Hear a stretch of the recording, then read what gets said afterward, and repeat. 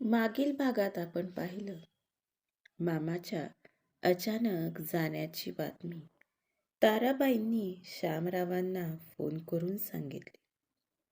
श्यामराव, लीलाबाई आणि नयना तिघेही गावी पोहोचले.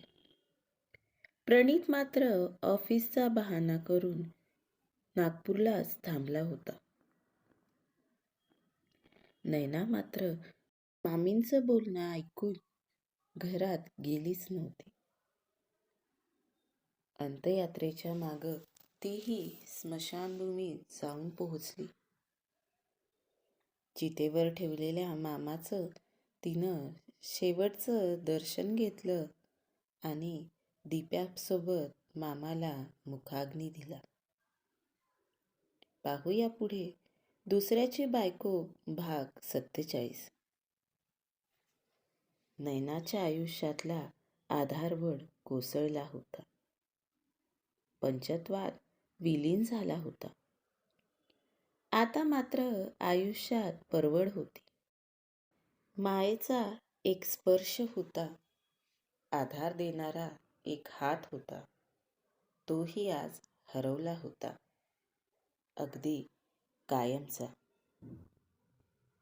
मामाच्या चितेकडं बघत नयना रडत होती. तितक्यात नयनाच्या खांद्यावर कुणीतरी हात ठेवला. नयनानं मागं वळून पाहिलं. त्या सुमनबाई आणि तारामावशी होत्या. तुला असं मागं धावत जाताना आम्ही पाहिलं होतं. सुमनबाई तिच्या गळ्यात पडल्या. नयना अजूनच रडायला लागली. रडून घे पोरी, पोटभर रडून घे.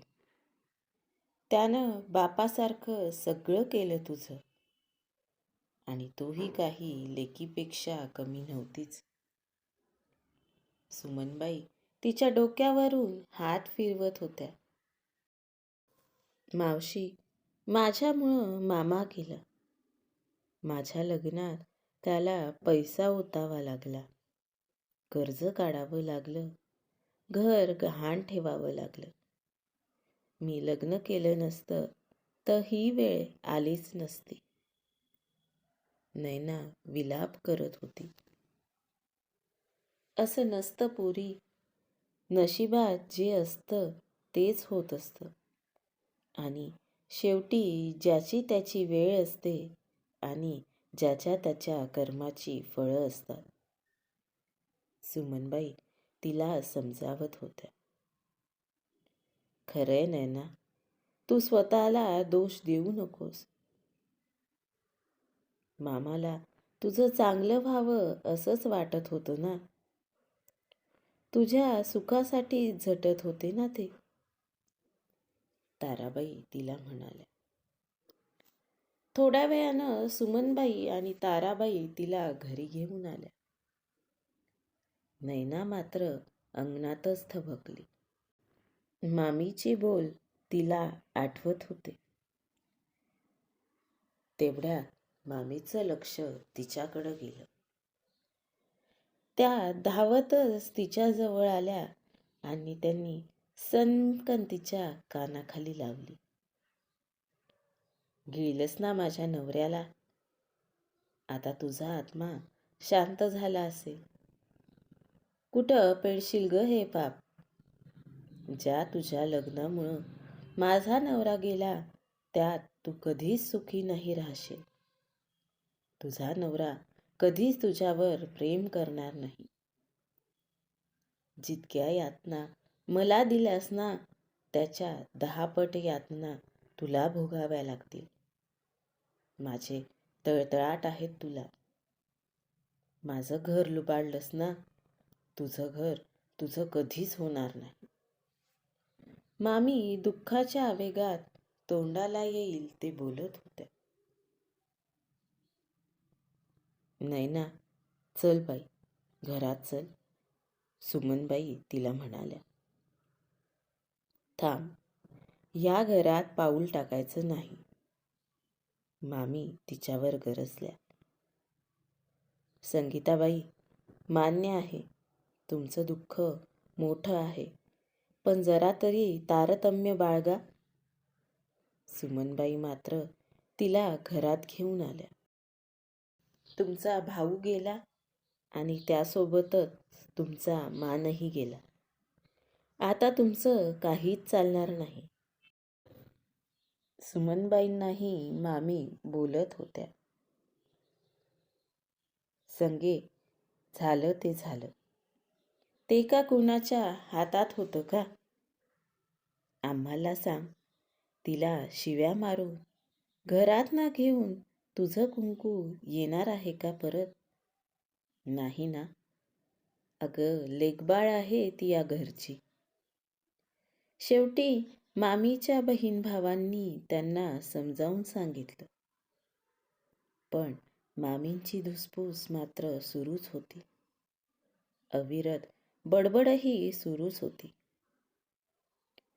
नातेवाईकांनी तिसऱ्याच दिवशी मामाचे सगळे कार्य पार पाडले आणि आपापल्या घरी निघून गेले. श्यामराव आणि लीलाबाईंनी मामींचा निरोप घेतला. आता आपला संबंध संपला. ही तुमच्या घरची सून. हिचं बरं वाईट तुम्हाला वाटलं तर बघा. हिला पोसता आलं तर पोसा, नाही तर विहिरीत ढकलून द्या. संगीता मामी नयनाकडं रागानं बघत त्यांना म्हणाल्या, दिप्या, आता तुलाच सांभाळायचं आहे सगळं. चांगलं शिक आणि आईला जप. नयनानं मायेनं त्याच्या डोक्यावरून हात फिरवला आणि घरातून निघाली. तितक्यात योगिता तिच्या जवळ आली. तिच्या हातात एक पिशवी होती. योगे, नयना तिच्या गळ्यात पडून रडू लागली. नयने, सावर स्वतःला आणि हे घे. आपली डिग्री आली होती कॉलेजमध्ये. मी माझी आणली तेव्हा तुझीही आणून ठेवली होती. योगितानं तिच्याजवळ पिशवी दिली. योगे, कसे फेडू ग तुझे उपकार? नयना म्हणाली. आता खंबीर हो आणि स्वतःच्या पायावर उभी राहा. जमलं तर नोकरी कर. तेवढ्यातही योगिता हळूच तिच्या कानात पुटपुटली. नयनानं मान डोलवली आणि तिथून निघाली. आता खऱ्या अर्थानं तिचा प्रवास तिच्या एकटीचा होता. मामा आहे हा नावापुरता आधारही आता तिला राहिला नव्हता. इकडं प्रणीत मात्र मोनिकामध्ये गुंतत चालला होता. दिवस सरत होते. श्यामराव नोकरीतून रिटायर्ड झाले होते. दिवसागणिक लीलाबाईंचा सासूरवास आता अजून वाढत होता.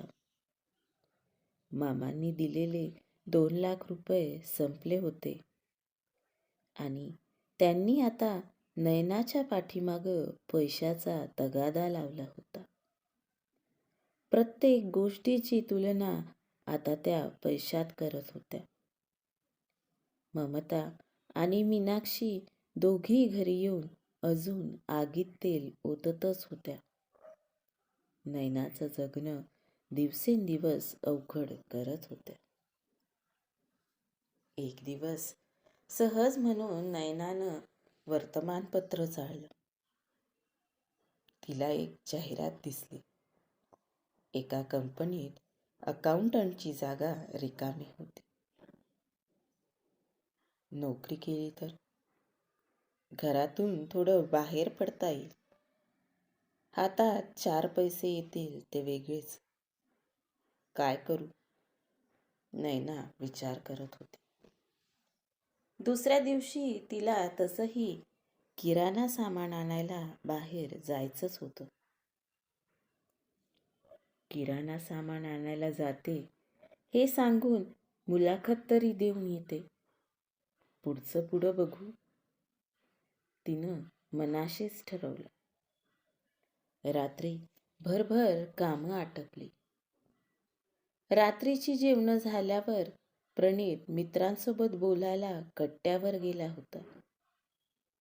नैनानं त्याच गोष्टीचा फायदा घेऊन तिच्या पर्समध्ये तिचे डॉक्युमेंट ठेवले. रात्री लवकर झोपली आणि सकाळी लवकरच उठली. घरातलं सगळं पटापट आवरलं. लीलाबाईंचं दुपारचं जेवण आटोपलं आणि ती पिशव्या घेऊन निघाली. कुठं निघाली ग? लीलाबाईंनी तिला अडवलं.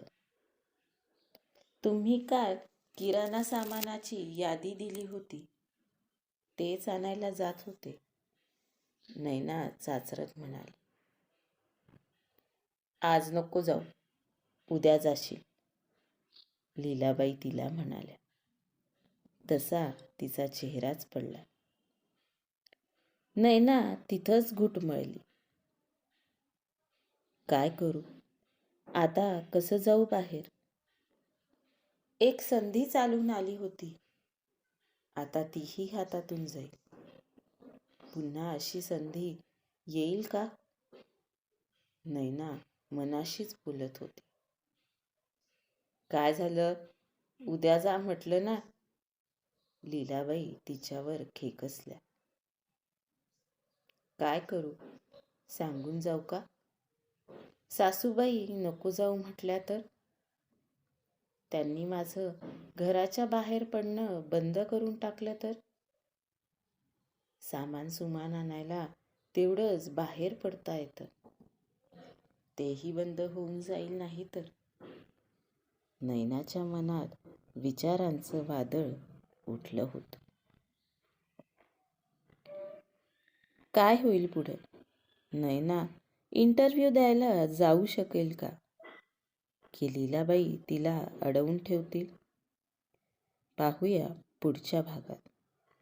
आजचा भाग कसा वाटला कमेंट करून नक्की सांगा. धन्यवाद.